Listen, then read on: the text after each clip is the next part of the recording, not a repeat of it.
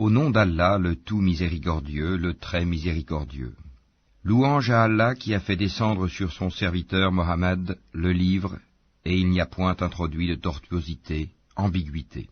Un livre d'une parfaite droiture, pour avertir d'une sévère punition, venant de sa part, et pour annoncer aux croyants qui font de bonnes œuvres, qu'il y aura pour eux une belle récompense, où ils demeureront éternellement, et pour avertir ceux qui disent « Allah s'est attribué un enfant ». Ni eux ni leurs ancêtres n'en savent rien. Quelle monstrueuse parole que celle qui sort de leur bouche. Ce qu'ils disent n'est que mensonge. Tu vas peut-être te consumer de chagrin parce qu'ils se détournent de toi et ne croient pas en ce discours. Nous avons placé ce qu'il y a sur la terre pour l'embellir, afin d'éprouver les hommes et afin de savoir qui d'entre eux sont les meilleurs dans leurs actions. Puis nous allons sûrement transformer sa surface en un sol aride. Penses-tu que les gens de la caverne et d'Ar-Rakim ont constitué une chose extraordinaire d'entre nos prodiges? Quand les jeunes gens se furent réfugiés dans la caverne, ils dirent « Ô notre Seigneur, donne-nous de ta part une miséricorde, et assure-nous la droiture dans tout ce qui nous concerne. » Alors nous avons assourdi leurs oreilles, dans la caverne, pendant de nombreuses années. Ensuite nous les avons ressuscités, afin de savoir lequel des deux groupes saurait le mieux calculer la durée exacte de leur séjour. Nous allons te raconter leur récit, en toute vérité. Ce sont des jeunes gens qui croyaient en leur Seigneur, et nous leur avons accordé les plus grands moyens de se diriger dans la bonne voie. Nous avons fortifié leur cœur lorsqu'ils s'étaient levés pour dire « Notre Seigneur est le Seigneur des cieux et de la terre, jamais nous n'invoquerons de divinité en dehors de lui, sans quoi nous transgresserions dans nos paroles. Voilà que nos concitoyens ont adopté en dehors de lui des divinités, que n'apporte-t-il sur elles une preuve évidente? Quel pire injuste, donc, que celui qui invente un mensonge contre Allah. Et quand vous vous serez séparés d'eux et de ce qu'ils adorent en dehors d'Allah, réfugiez-vous donc dans la caverne. Votre Seigneur répandra de sa miséricorde sur vous et disposera pour vous un adoucissement à votre sort. Tu aurais vu le soleil quand il se lève s'écarter de leur caverne vers la droite, et quand il se couche passer à leur gauche, tandis qu'eux-mêmes sont là dans une partie spacieuse de la caverne. Cela est une des merveilles d'Allah. Celui qu'Allah guide, c'est lui le bien guidé, et quiconque il égare, tu ne trouveras alors pour lui aucun allié pour le mettre sur la bonne voie. Et tu les aurais crus éveillés alors qu'ils dorment, et nous les tournons sur le côté droit et sur le côté gauche, tandis que leur chien est à l'entrée, pattes étendues. Si tu les avais aperçus, certes, tu leur aurais tourné le dos en fuyant, et tu aurais été assurément rempli d'effroi devant eux. Et c'est ainsi que nous les ressuscitâmes, afin qu'ils s'interrogent entre eux. L'un parmi eux dit, « Combien de temps avez-vous demeuré là ?» Ils dirent, « Nous avons demeuré un jour ou une partie d'un jour. » D'autres dirent, « Votre Seigneur sait mieux combien de temps vous y avez demeuré. Envoyez donc l'un de vous à la ville avec votre argent que voici, pour qu'il voie quel aliment est le plus pur, et qu'il vous en apporte de quoi vous nourrir, qu'il agisse avec tact, et qu'ils ne donnent l'éveil à personne sur vous. Si jamais ils vous attrapent, ils vous lapideront ou vous feront retourner à leur religion, et vous ne réussirez alors plus jamais. » Et c'est ainsi que nous fîmes qu'ils furent découverts, afin que les gens de la cité sachent que la promesse d'Allah est vérité, et qu'il n'y ait point de doute au sujet de l'heure. Aussi se disputèrent-ils à leur sujet, et déclarèrent-ils, « Construisez sur eux un édifice, leur Seigneur les connaît mieux. » Mais ceux qui l'emportèrent dans la discussion dirent, « Élevons sur eux un sanctuaire. » Ils diront, « Ils étaient 3 et le 4e était leur chien. » Et ils diront, en conjecturant sur leur mystère, qu'ils étaient 5, le 6e étant leur chien. Et ils diront, 7, le 8e étant leur chien. Dis, mon Seigneur connaît mieux leur nombre.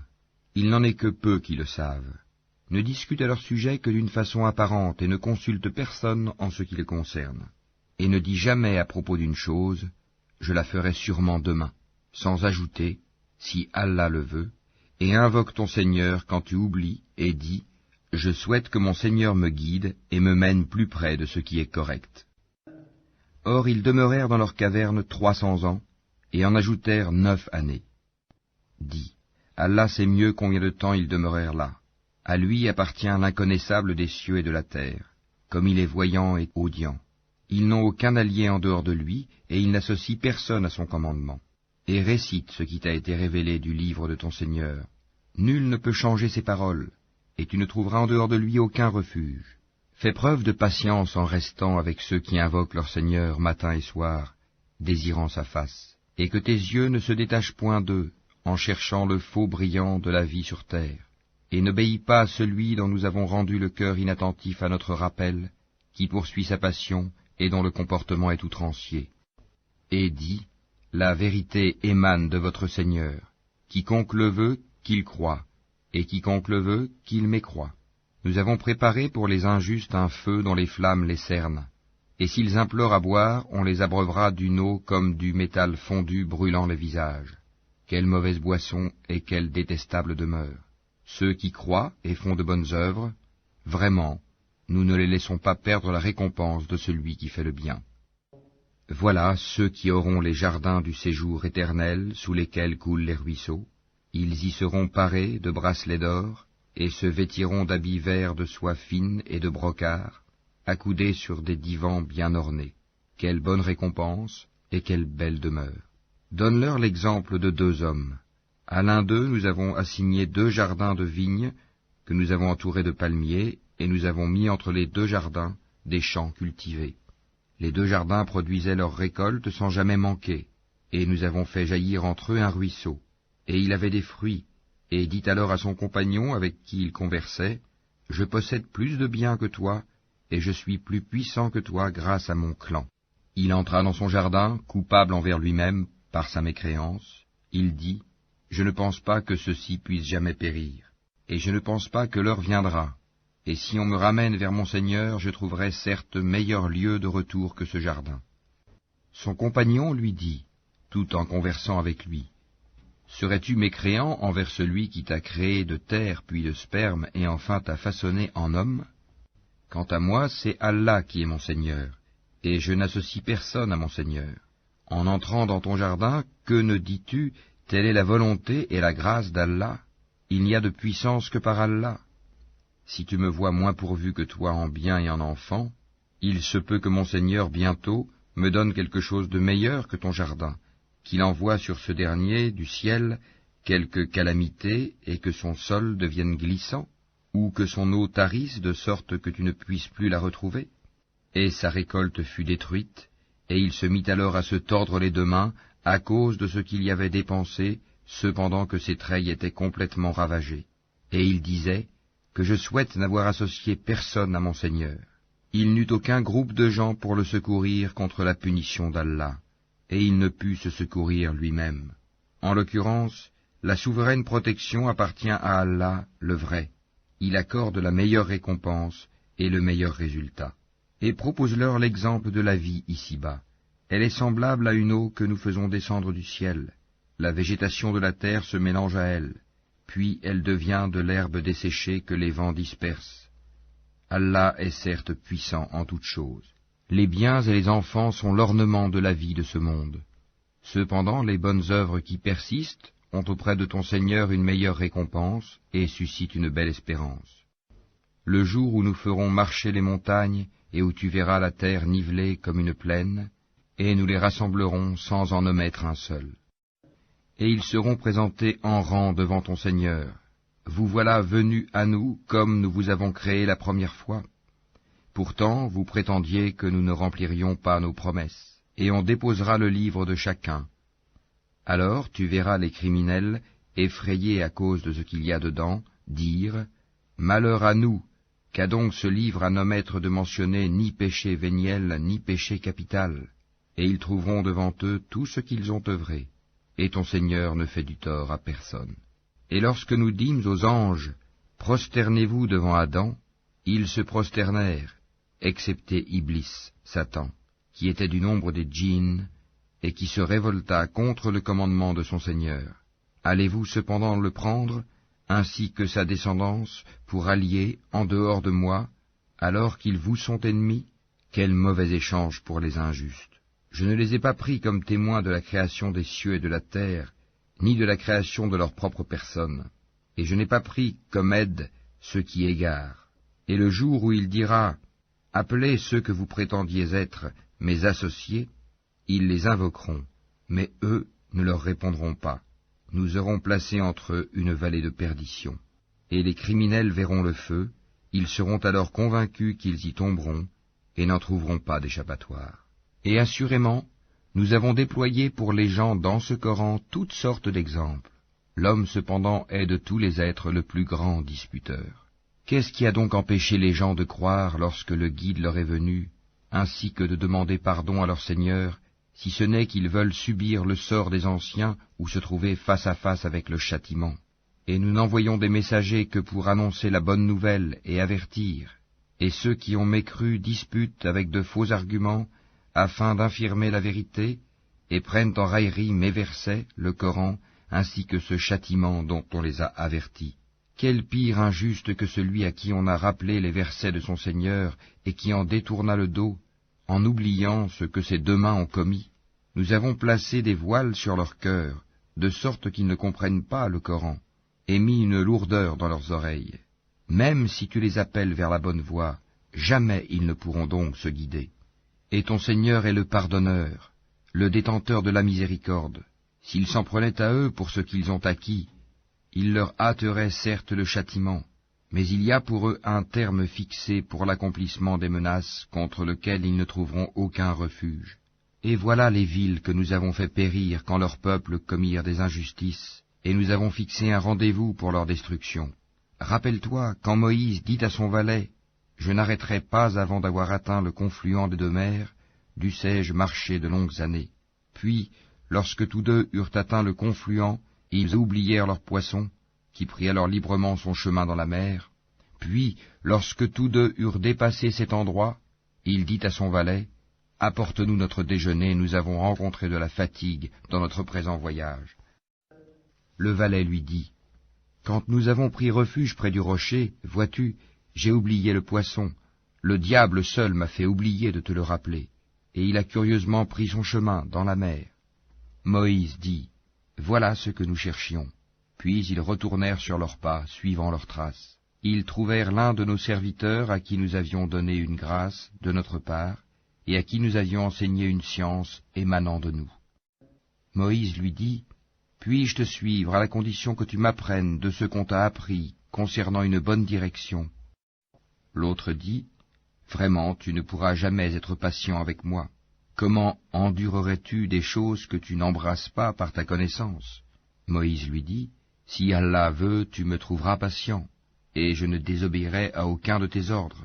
Si tu me suis, dit l'autre, ne m'interroge sur rien tant que je ne t'en aurai pas fait mention. » Alors les deux partirent, et après qu'ils furent montés sur un bateau, l'homme y fit une brèche. Moïse lui dit, « Est-ce pour noyer ces occupants que tu l'as ébréché? Tu as commis certes une chose monstrueuse. » L'autre répondit, « N'ai-je pas dit que tu ne pourrais pas garder patience en ma compagnie? » « Ne t'en prends pas à moi, dit Moïse, pour un oubli de ma part, et ne m'impose pas de grandes difficultés dans mon affaire. » Puis ils partirent tous deux, et quand ils eurent rencontré un enfant, l'homme le tua. Alors Moïse lui dit, « As-tu tué un être innocent qui n'a tué personne? Tu as commis certes une chose affreuse. » L'autre lui dit, « Ne t'ai-je pas dit que tu ne pourrais pas garder patience en ma compagnie? Si après cela je t'interroge sur quoi que ce soit, dit Moïse, alors ne m'accompagne plus, tu seras alors excusé de te séparer de moi. » Ils partirent donc tous deux, et quand ils furent arrivés à un village habité, ils demandèrent à manger à ses habitants, mais ceux-ci refusèrent de leur donner l'hospitalité. Ensuite ils y trouvèrent un mur sur le point de s'écrouler. L'homme le redressa. Alors Moïse lui dit, « Si tu voulais, tu aurais bien pu réclamer pour cela un salaire. » Ceci marque la séparation entre toi et moi, dit l'homme. Je vais t'apprendre l'interprétation de ce que tu n'as pas pu supporter avec patience. Pour ce qui est du bateau, il appartenait à des pauvres gens qui travaillaient en mer. Je voulais donc le rendre défectueux, car il y avait derrière eux un roi qui saisissait de force tout bateau. Quant aux garçons, ses pères et mères étaient des croyants, nous avons craint qu'il ne leur imposât la rébellion et la mécréance. Nous avons donc voulu que leur Seigneur leur accordât en échange un autre plus pur et plus affectueux. Et quant au mur, Il appartenait à 2 garçons orphelins de la ville, et il y avait dessous un trésor à eux, et leur père était un homme vertueux. Ton Seigneur a donc voulu que tous 2 atteignent leur maturité, et qu'ils extraient eux-mêmes leur trésor, par une miséricorde de ton Seigneur. Je ne l'ai d'ailleurs pas fait de mon propre chef. Voilà l'interprétation de ce que tu n'as pas pu endurer avec patience. Et il t'interroge sur Dhul Qarnayn. Dis, je vais vous en citer quelques faits mémorables. Vraiment, nous avons affermi sa puissance sur terre, et nous lui avons donné libre voie à toute chose. Il suivit donc une voie, et quand il eut atteint le couchant, il trouva que le soleil se couchait dans une source boueuse, et auprès d'elle, il trouva une peuplade impie. Nous dîmes, ô Dhul Qarnayn, ou tu les châties, ou tu uses de bienveillance à leur égard. Il dit, quant à celui qui est injuste, nous le châtierons, ensuite il sera ramené vers son Seigneur, qui le punira d'un châtiment terrible. Et quant à celui qui croit et fait bonne œuvre, il aura en retour la plus belle récompense, et nous lui donnerons des ordres faciles à exécuter. Puis il suivit une autre voie, et quand il eut atteint le levant, il trouva que le soleil se levait sur une peuplade à laquelle nous n'avions pas donné de voile pour s'en protéger. Il en fut ainsi, et nous embrassons de notre science ce qu'il détenait. Puis il suivit une autre voie, et quand il eut atteint un endroit situé entre les 2 barrières, montagnes, il trouva derrière elle une peuplade qui ne comprenait presque aucun langage. Ils dirent, ô Dhul Qarnayn, les Ya'juj et les Ma'juj commettent du désordre sur terre. Est-ce que nous pourrons t'accorder un tribut pour construire une barrière entre eux et nous? Il dit, ce que mon Seigneur m'a conféré vaut mieux que vos dons. Aidez-moi donc avec votre force, et je construirai un remblai entre vous et eux. Apportez-moi des blocs de fer. Puis, lorsqu'il en eut comblé l'espace entre les 2 montagnes, il dit, soufflez.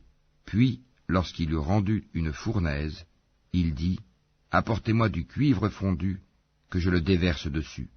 Ainsi, ils ne purent guère l'escalader, ni l'ébrécher non plus. Il dit, c'est une miséricorde de la part de mon Seigneur, mais lorsque la promesse de mon Seigneur viendra, il le nivellera, et la promesse de mon Seigneur est vérité.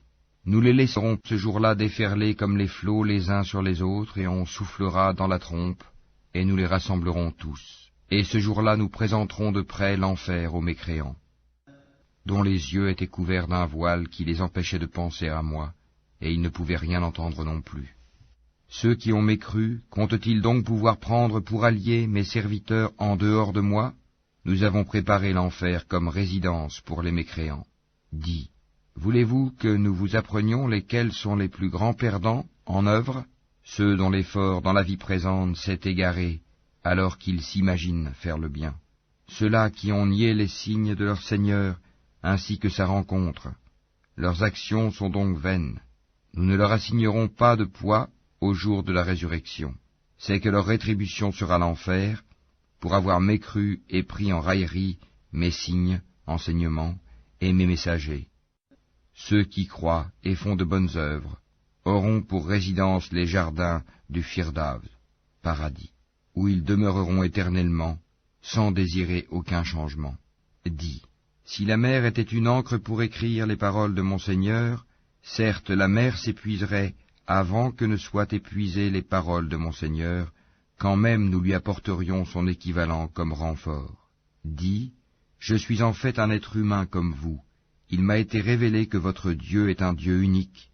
Quiconque donc espère rencontrer son Seigneur, qu'il fasse de bonnes actions, et qu'il n'associe dans son adoration aucun autre à son Seigneur.